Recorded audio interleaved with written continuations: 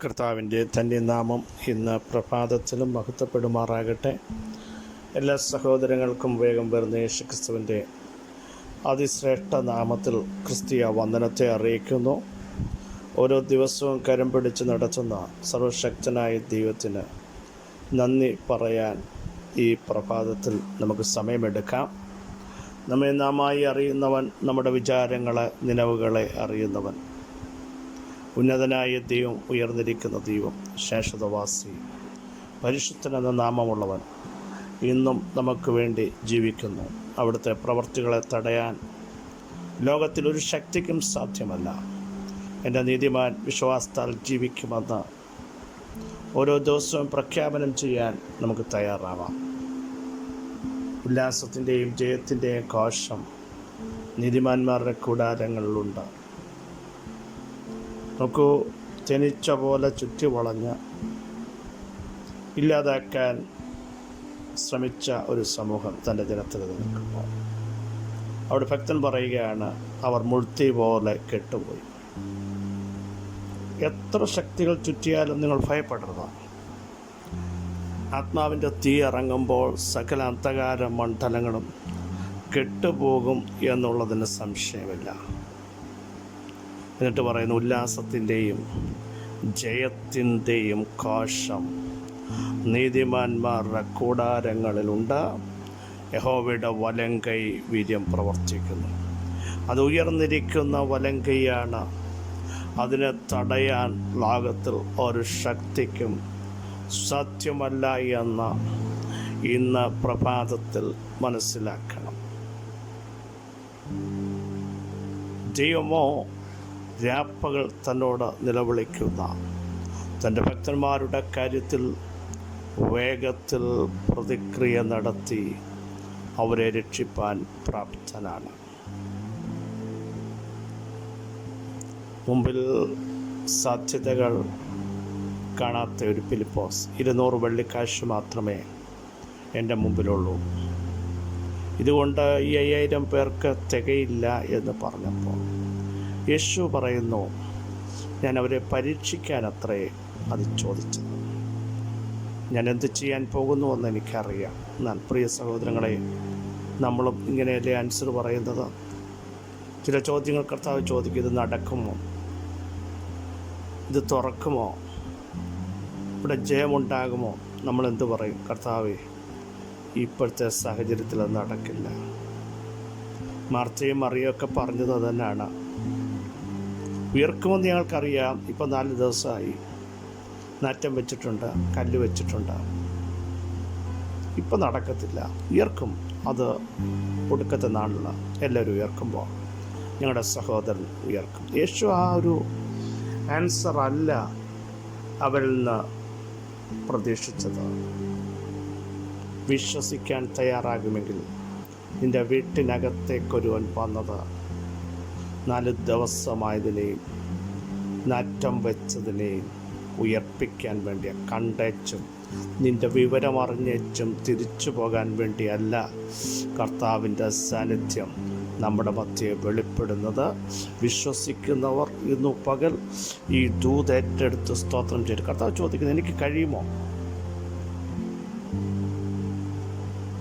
നമ്മുടെ ആൻസർ വിളിച്ചു പറ, കർത്താവ് അങ്ങേക്ക് സകലമൊക്കെ. യോബ് പറഞ്ഞത്, എല്ലാം നഷ്ടപ്പെട്ടു, തൻ്റെ ശരീരം മരണത്തെ ഫേസ് ചെയ്യുകയാണ്. കൂടെ നിന്ന് കൈത്താങ്ങുന്ന ഭാര്യ തനിക്കെതിരായി നിൽക്കും. ധനമില്ല, തലമുറകളെല്ലാം നഷ്ടപ്പെട്ടു, ആടും മാടും എല്ലാം ഇല്ലാതായി. പക്ഷേ താൻ പറയുകയാണ്, ദൈവശബ്ദം കേട്ടവൻ പറയുകയാണ്, യഹോവേ, ഇപ്പോഴും അങ്ങേക്കു സകലവും കഴിയും. ശരീരത്തെ ബലപ്പെടുത്താൻ, നഷ്ടപ്പെട്ട ആരോഗ്യം തിരിച്ചു തരാൻ, തലമുറകളെ നൽകാൻ, സമ്പത്ത് തിരിച്ചു നൽകാൻ, നഷ്ടപ്പെട്ട ബന്ധങ്ങളെ വീണ്ടും കൂട്ടിച്ചേർക്കാൻ ഇപ്പോഴും അങ്ങേക്ക് കഴിയുമെന്ന് ധൈര്യത്തോടെ 42-ാം അധ്യായത്തിൽ പ്രഖ്യാപിച്ചപ്പോൾ അതേ അധ്യായത്തിൽ നഷ്ടപ്പെട്ടതെല്ലാം ഇരട്ടിയായി മടങ്ങി വന്നതുപോലെ ഇന്ന് പകലും സാധ്യതകളെയും പരിധികളെയും പരിമിതികളെയും നോക്കാതെ വിളിച്ചു പറയാൻ ആരും തയ്യാറുണ്ട്. അവർ ഇന്ന് പകൽ ദൈവമഹത്വം കാണാൻ പോകുക യേശുവിൻ്റെ നാമം.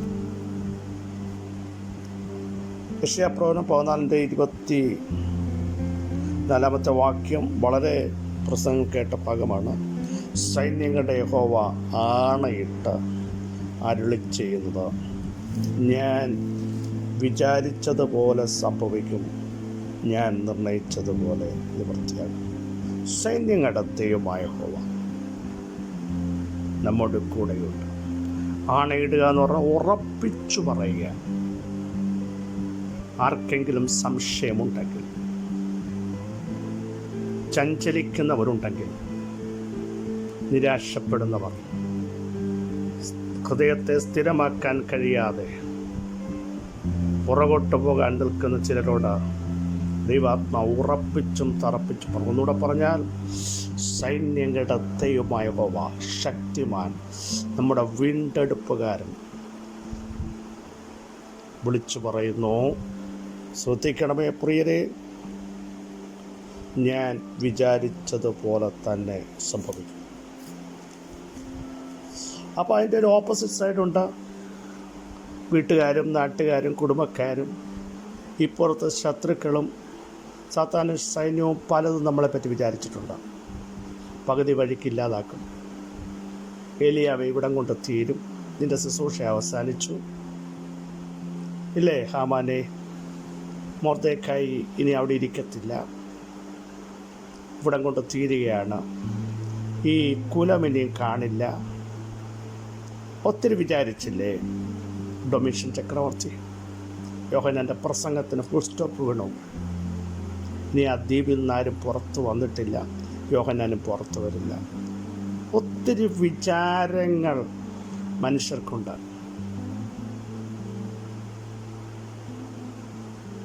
പക്ഷേ ഇപ്പുറത്ത് സ്വർഗം വിചാരിച്ചു, ഏലിയ ഇവിടം കൊണ്ട് തീരില്ല അല്ലേ. എൻ്റെ ഒരു വിചാരമുണ്ടാകും, അനേകരെ അഭിഷേകം ചെയ്യാൻ. ഏലിയാവിൻ്റെ മേൽ അഭിഷേകത്തിൻ്റെ പുതപ്പ് ഇരട്ടി ശക്തിയോടെ വെളിപ്പെട്ടു വരാൻ. കണ്ട വ്യക്തിത്വത്തെ മരുഭൂമിയിൽ ഇസബലിൻ്റെ വാക്കുകൾക്കും വിട്ടുകൊടുക്കുന്ന ഒരു ദൈവത്തെ അല്ല നാം സേവിക്കുന്നത്. മൊർദെഖായിയുടെ അഡ്രസ്സ് നഷ്ടപ്പെടുത്താൻ ഇപ്പുറത്ത് പദ്ധതിയും കഴുകുമൊരൊരുക്കി ഹാമാനെ നിനക്ക് തെറ്റുപറ്റി. മൊർദെഖായി ആ ദേശത്ത് പ്രബലനാകേണ്ടതാ, അവൻ ആ ദേശത്ത് അറിയപ്പെടേണ്ടതാ. എസ്തറിൻ്റെ കുലത്തെ തൊടാൻ നിനക്ക് പറ്റില്ല. തൊടാൻ നോക്കിയ നീയും നിൻ്റെ കുലവും ഇല്ലാതാവും. ഡൊമീഷ്യൻ ചക്രവർത്തിയെ നിനക്ക് തെറ്റുപറ്റി. യോഹന്നാൻ്റെ മേൽ എൻ്റെ ഒരു വിചാരമുണ്ട്. സ്വർഗം തുറന്ന് അടുത്ത ജനറേഷന് വെളിപ്പെടേണ്ട, ലോകത്തിന് സംഭവിക്കേണ്ട കാര്യങ്ങൾ മറന്നീക്കി കാണിച്ചൊരു പുസ്തകം എഴുതിക്കാൻ എനിക്ക് ആ ദ്വീപിൽ യോഹന്നാനെ ഉപയോഗിക്കേണ്ടതുണ്ട്. നിൻ്റെ വിചാരം നടക്കില്ല ഡൊമീഷ്യൻ. കർത്താവ് പറയുന്നു, ചില കുടുംബങ്ങളെ നോക്കി, ശദ്രക്കെ മേശക്കെ അബേന്ദ്രഹോമെ തീച്ചൂളയ്ക്കകത്തേക്ക് എന്തിനാ നിങ്ങളെ ഇട്ടത്? ചാരമാകാനല്ലേ? നിങ്ങളുടെ ആരാധന തീർന്നില്ലേ? ദൈവം പറഞ്ഞില്ല തീരില്ല. ഞാൻ അതിനകത്തേക്ക് ഇറങ്ങി വരുമ്പോൾ എൻ്റെ ദാസന്മാരാരാന്നും അവരുടെ ദൈവത്തിൻ്റെ ശക്തി എന്താണെന്നും നെബൂഖദ്നേസറിനെ മനസ്സിലാക്കാൻ ഞാൻ വിചാരിച്ചിരിക്കുന്ന ദൈവമത്രേ. യേശുവിൻ്റെ നാമത്തിൽ നിന്നെ ചമ്പലാക്കാൻ, നിൻ്റെ മിനിസ്ട്രി ഇല്ലാതാക്കാൻ, നിൻ്റെ ആരാധനയ്ക്ക് വില പറയുന്ന, നിൻ്റെ പ്രാർത്ഥനയെ ചോദ്യം ചെയ്യുന്ന ചില ശക്തികൾ കാണുക.